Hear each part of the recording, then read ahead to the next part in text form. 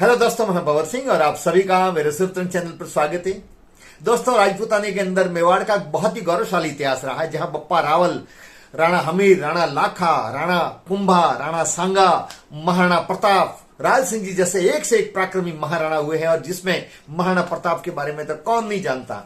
उनका तो जब नाम लेते हैं तब गर्व से सीना फूले नहीं समाता। जी हाँ दोस्तों, उनके बारे में भरे दरबार के अंदर दूसरा जी आड़ा ने अकबर के सामने कहा था कि अकबर समंद अथात ये डूबा हिंदू और तुरक, पर मेवाड़ो तीन माए पौण फूल प्रताप सी। अकबर कने अनेक नम नम निसेरिया नृपति, पर अनमी रहो एक पारस राण प्रताप सी। अकबर कने अनेक के भूपत भेड़ा किया, पर हाथ न लागो एक पारस राण प्रताप सी। सुरधीर हिंदुस्तान लाल लगा मग लोभ लब, तो माता भूमि मान पूजे राण प्रताप सी। जी हाँ दोस्तों, उस महाराणा प्रताप को पूरी दुनिया पूजती है। लेकिन आप जानते हैं, मेवाड़ के महाराणाओं को दीवान भी कहा जाता है।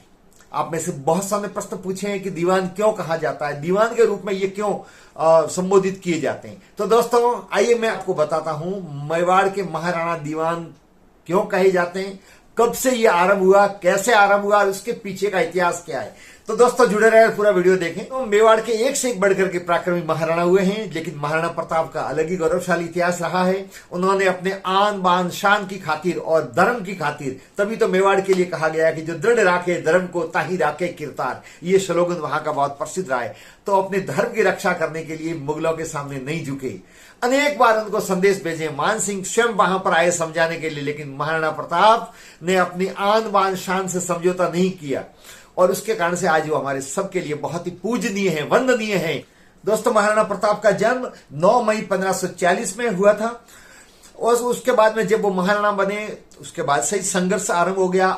अकबर जो भारत का बादशाह था, लेकिन एक भूभाग था ऐसा जो उसके अधीन नहीं था, और वहां का जो राणा थे महाराणा प्रताप, वो उसके आंख में किरकिरी के रूप में खटक रहे थे, उनकी अधीनता स्वीकार नहीं कर रहे थे। और उसको लेकर के अकबर बहुत तनाव में था और उसके बाद का सवाल था। लेकिन महाराणा प्रताप आन बान और शान के धनी थे, वो अकबर के सामने नहीं झुके। अकबर ने अनेक बार कोशिश की, बहुत बार दूत भेजे, मान सिंह स्वयं अनेक बार मेवाड़ आए, समझाया, लेकिन महाराणा प्रताप नहीं समझे। अंततः अकबर ने एक विशाल फौज लेकर के मान सिंह को भेजा और 18 जून 1576 में हल्दी घाटी के स्थान पर, वहां पर दोनों सेनाओं के बीच में घमासान युद्ध हुआ। महाराणा प्रताप अपने प्रिय घोड़े चेतक पर बैठ करके रणभूमि में आ डटे और घमासान युद्ध हुआ।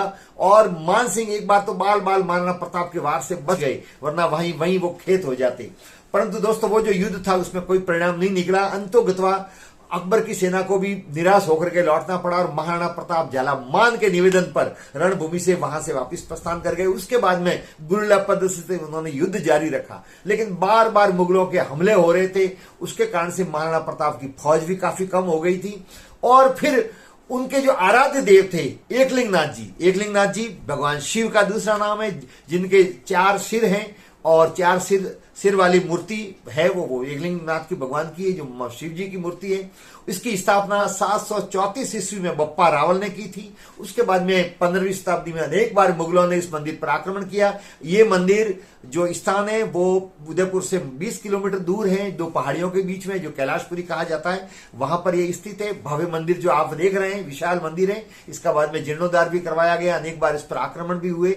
लगातार मेवाड़ पर हो रहे हमलों से जनता त्रस्त थी, महाराणा प्रताप भी परेशान थे, उनकी फौज भी कम हो गई थी और बहुत जन धन की हानि भी हो रही थी। उसी दौरान उनकी आर्थिक स्थिति भी कमजोर हो गई थी, जो आपको पता ही है। भामाशाह ने उनका आर्थिक रूप से सहयोग करके भामाशाह शेर ने दुनिया में अपना नाम अमर कर दिया। यही वो वक्त था जब महाराणा प्रताप भगवान श्री एकलिंगनाथ जी के श्री चरणों में अपने साथ साथ पूरे राजपाट को ही समर्पित कर दिया और स्वयं ने उनकी दीवानी धारण कर ली। सामंतों की उपस्थिति में उन्होंने ये कार्य किया।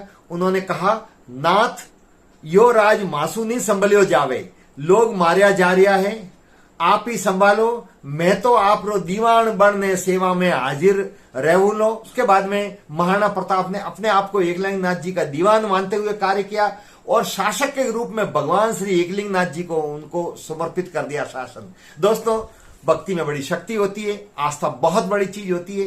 कहते हैं उसके बाद में वो विपदा भी धीरे धीरे समाप्त होने लग गई। गोरिल्ला पद्धति से युद्ध भी आरंभ कर लिया।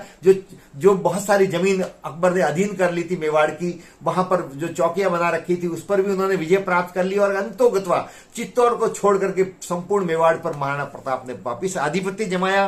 बाद के जितने भी महाराणा हुए हैं उन्होंने अपने आप को उसी परंपरा का निर्माण करते हुए एकलिंगनाथ जी का दीवान मानते हुए शासन किया। और उसके बाद से जितने भी महाराणा हुए उन्होंने एकलिंगनाथ जी का अपने आप को दीवान माना और इसकी शुरुआत महाराणा प्रताप ने की थी, जो वहां स्वयं हाजिर होकर के अपने आप को भगवान श्री एकलिंगनाथ जी को समर्पित करते हुए कहा था कि मैं तो आपका दीवान हूं। उसके बाद में उनके पुत्र अमर सिंह जी महाराणा बने, उन्होंने भी उसी परंपरा का निर्माण किया और एकलिंगनाथ जी का दीवान बन करके और राज कार्य किया। उसके बाद में तो ये परंपरा ठेठ तक चलती रही। आशा है दोस्तों आपको ये संपूर्ण जानकारी मिल गई होगी। आपको ये वीडियो कैसा लगा? वीडियो को लाइक करें, शेयर करें, कमेंट्स करें और यदि चैनल को अब तक सब्सक्राइब नहीं किया है तो चैनल को सब्सक्राइब करें ताकि मेरे द्वारा अपलोड किए जाने वाले वीडियो का नोटिफिकेशन आप तक पहुंचे और आप आसानी से वीडियो देख सकें। आप सबका बहुत बहुत धन्यवाद। जय हिंद।